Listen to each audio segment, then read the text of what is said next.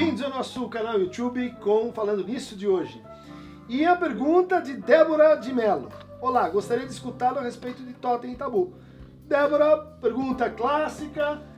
Estamos nessa temporada de comemoração dos 150 Falando Nisso, então você ganha o trabalho que eu escrevi, Porque Lacan, da Zagodoni. Basta escrever aqui para a nossa produção e a gente vai mandar para você. Totem e Tabu é um dos trabalhos que o Freud mais gostava, um texto de 1913, 1914, que é considerado por muitos o fundamento da antropologia freudiana ou da antropologia psicanalítica. É um trabalho em que o Freud lê aquilo que havia de disponível, teoria dos povos, da teoria da sociedade, em torno do processo de como é que a gente passou para o estado de vida social.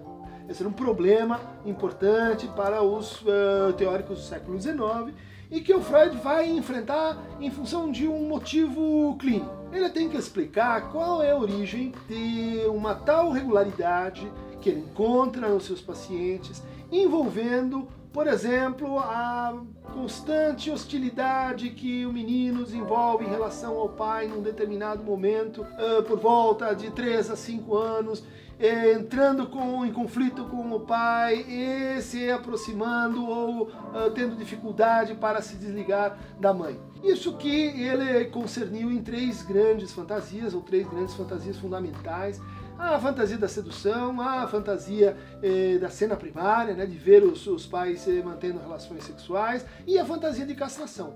Ele tem que explicar por que em todos os casos acontece dessas fantasias e versões dessas fantasias reaparecerem.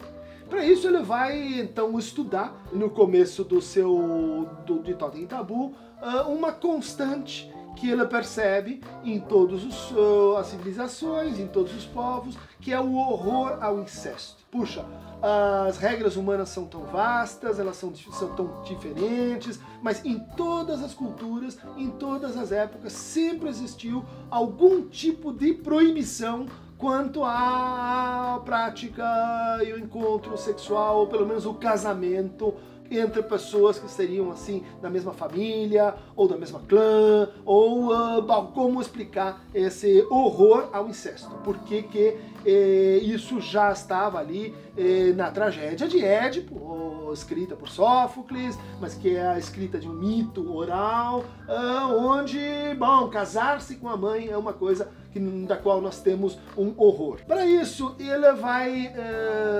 desdobrar essa ideia do horror numa atitude que certos povos melanésios ou polinésios têm em relação à interdição, a interdições em geral, né? Que é o que eles chamam de tabu. Aquilo que não pode ser tocado, aquilo que não pode ser comido, aquilo que não pode ser feito. Inclusive, então, aí, a prática sexual ou a prática interditada em relação a algo que se torna, a partir de então, sagrado. O Freud observa que, apesar de muitos animais, lugares, às vezes plantas serem sagradas, em certos momentos específicos, elas são profanadas. Venera-se o porco numa determinada cultura. Não se pode chegar perto dele, ele é um animal encantado, ele é um animal sagrado. Mas naquela data específica, então se mata o porco e se come ele de forma ritualizada. Ele vai observar isso e juntar isso com um fenômeno clínico, que é a ambivalência. Como nas nossas relações, tão frequentemente, aquilo que a gente respeita, que a gente ama, que a gente admira, é invertido para algo que a gente não respeita, que a gente ataca, que a gente não gosta, que a gente odeia. Essa inversão ela vai ser então estudada a partir do que ele chama de pensamento animista, de como haveria uma equação muito discutida, muito controversa, né, entre a maneira como a criança pensa, a forma simbólica como a criança pensa, e como os psicóticos pensam, e como as sociedades primitivas, vamos pôr entre aspas, A época que o Freud está escrevendo ainda não está exatamente consciente dos problemas de hierarquizar as sociedades em, bom, aquelas primitivas, essas estão mais avançadas. O Freud, então, incorre numa hierarquização. Ele diz assim, como se os povos, como se as civilizações passassem por pelo menos 3 etapas. A primeira etapa é essa animista, onde ele diz assim, o pensamento, crê-se que o pensamento é capaz de causar coisas, crê-se que o pensamento ele transforma a realidade, crê-se que o pensamento tem efeitos na realidade e pelos quais, portanto, a gente pode ser punido ou pode ser agraciado. Mas depois do estágio animista vem o estágio religioso e finalmente o científico. Essa hierarquização valeria também para o nosso crescimento, né? Da criança, a criança pensa de forma animística, depois ela passa por um período religioso e ao final ela se liberta, ela se emancipa quando encontra esse terceiro estágio. Bom, mas ao final do trabalho, o Freud propõe aquilo que o Lacan chamou de um mito inventado pela psicanálise. No fundo, um mito que seria um mito moderno, um mito para pensar a nossa época, ou pelo menos a época em que o Freud estava falando. E esse mito, então, é uma hipótese que o Freud lança a partir desses trabalhos de campo, desses trabalhos etnográficos que ele lê, e que estaria baseado no seguinte roteiro, né, esse mito. No começo, os humanos se agrupavam em hordas, hordas que eram comandadas por orangotangos, gorilas, primatas mais fortes, que impunham o seu poder, de forma violenta, sobre os seus dominados.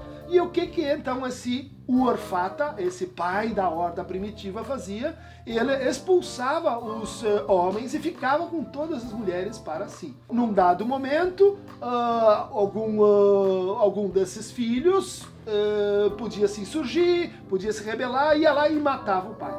E ocupava o seu lugar. Mas de tal maneira que aquele que ocupasse o lugar do pai era imediatamente morto pelos irmãos, né? Ou pelos outros homens que sobraram. Isso teria levado então ao que o Freud especula como sendo uma espécie de pacto primordial, né?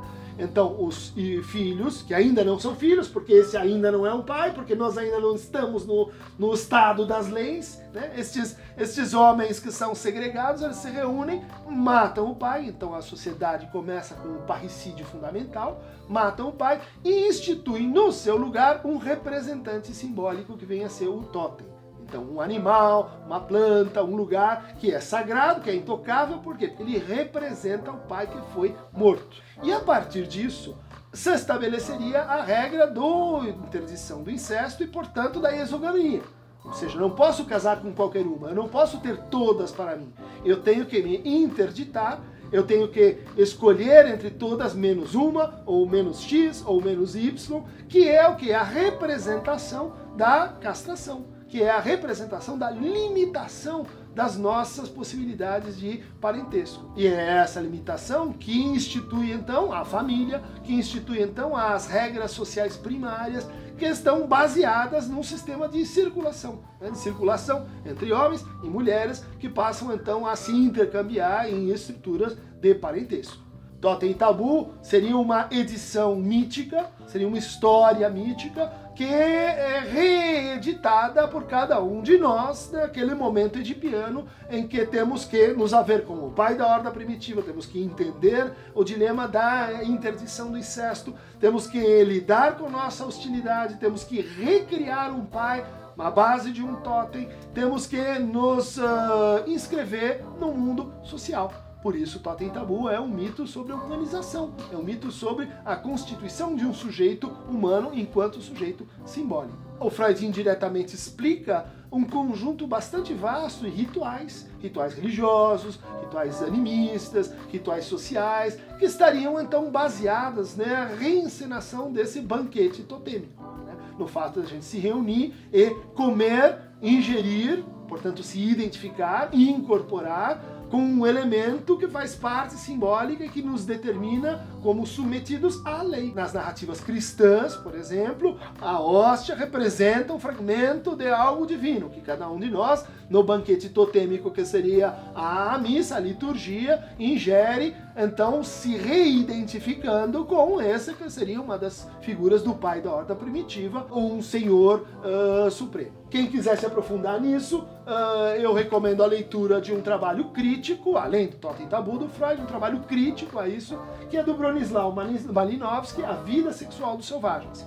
É um estudo nas Ilhas Trobriand, onde ele mostra que nem sempre o incesto precisa estar assim demarcado em relação ao pai, à mãe, o tio, a tia. Essa figura parental ela é contingente, ela é variável, mas tem que ser alguma. Recomendaria também As Estruturas Elementares do Parentesco, de Claude Lévi-Strauss, o texto que o Lacan leu para reinterpretar o Complexo de Édipo, onde o Lévi-Strauss diz, olha, o Freud estava errado do ponto de vista da sua antropologia, mas várias das conclusões que ele chega podem ser redescritas e reapresentadas segundo um outro modelo antropológico que ela chamou então de método estrutural, confirmando, por exemplo, o problema da exogamia, confirmando, por exemplo, o tabu do incesto e redescrevendo isso tudo em termos de trocas de palavras ou trocas significantes. Para receber mais falando nisso, totêmicos e mais falando nisso, sagrados e profanos, clique aqui no Aqueronta Movebo.